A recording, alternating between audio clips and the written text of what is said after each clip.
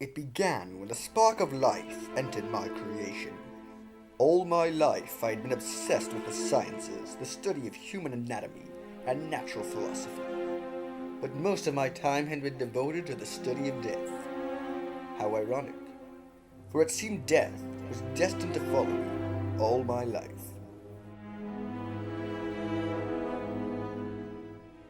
All my work had been focused on this one moment, the moment I created life from the lifeless. But all was not as I had wanted it to be. Live! Live! It's alive! From the moment after my creature took breath, horror and devastation consumed me. I had created a monster. Sickness swallowed me, and for months, stricken with fear, I remained in bed, clouded with visions of my creation.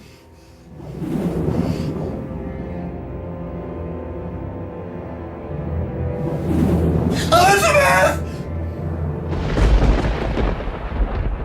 Yet my suffering was not to end there. On my return home, I found my household in a state of unrest. William, my dear younger brother, had been murdered, and Justine, our dear friend, was to be tried as his murderer. But I knew it was my creation that had committed these crimes. After the execution of Justine, I ventured into the mountains, seeking answers, seeking rest, and seeking an end to my sufferings.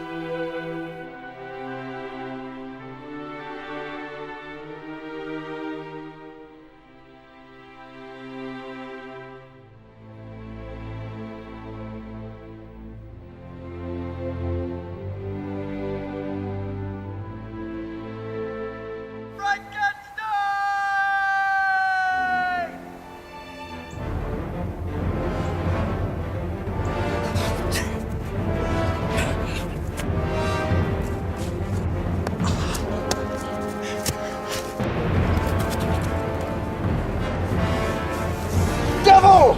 Do you dare approach me? Do you not fear the vengeance of my arm upon your miserable head? Be gone, violence! Or rather, stay that I may slay you. I expected this. All men hate the wretched. Yet you, even my creator, detest and spurn me.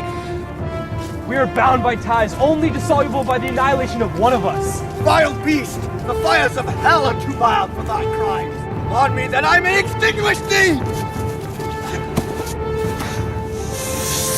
Be calm. Please hear me before you give vent to your hatred upon my devoted head. Have I not suffered enough that you wish to increase my misery?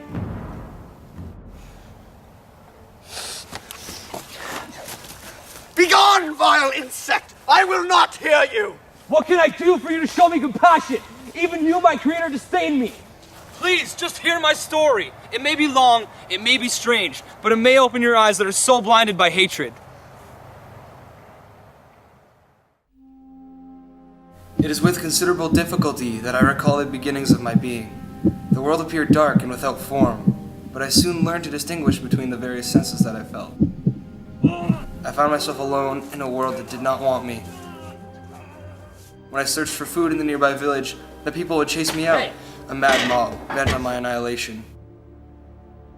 I was an outcast, an exile, the scourge of humanity, and I wept to be so alone. By chance one day, I found a lone cottage in the woods. I ventured to see of whom inhabited this humble abode.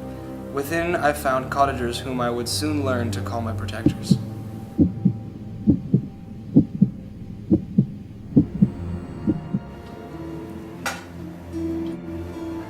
She will be coming in a fortnight, Father. Good. Soon our family will be well again. One day, a fair maiden with black hair arrived at the cottage with Felix, but I had still not communicated with my protectors, and so when the chance came, I entered the cottage when the old man was alone. Who's there? What dost thou require? I'm simply a traveler in need of shelter from the cold. Take a seat by the fire and tell me of yourself. I began to relate my tale to the old man, but all was for naught, for when the cottagers arrived home, The horror of my appearance drove Felix to banish me from their homestead. Despair overtook me, but it was soon drowned in anger. Anger at my creator who had cursed me with this existence. I found the young brother of him who had made me, and I took breath from his body in evil vengeance. Yet that did not satisfy me even enough. I laid the blame on the murder of the innocent servant girl of my master as she slept unbeknownst of my presence.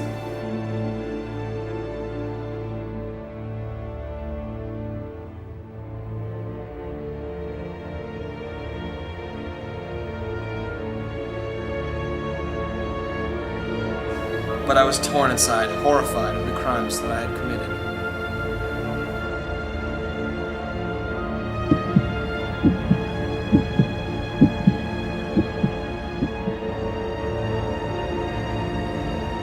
That was my tale.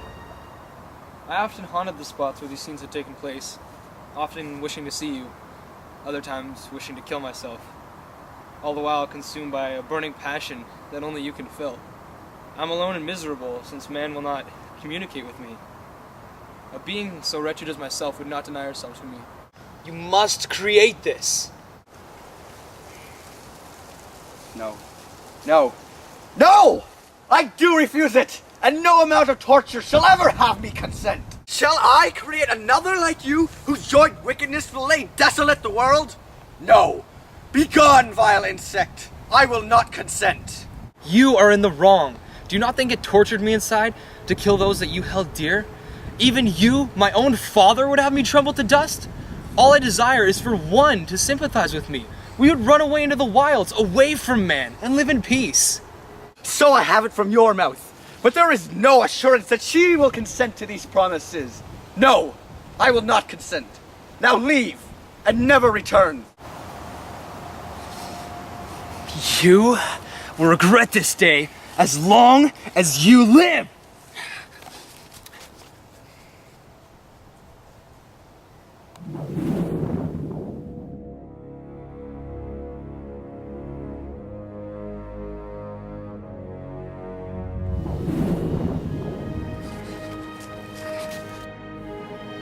And so the chase began, and I chased my adversary farther than any had ever chased before. For it was now that I must finally put an end to the devastation I had caused. Our chase took us far north and led us across the sea. But when I was finally so close to finishing that which I had started, the limitations of my human capacity took over, and I lost him to the ice. I had been in want of a friend out here in the emptiness of the cold, but what I found, what I thought would be a true companion, was more than I could have ever imagined. The story of Dr. Victor Frankenstein was the most despairing tale I had ever heard. Never had a man pursued such an abominable, almost blasphemous task. He desired to do that which no man should ever attempt, and he paid dearly for his crime against humanity. The truest crime of them all is failing to love.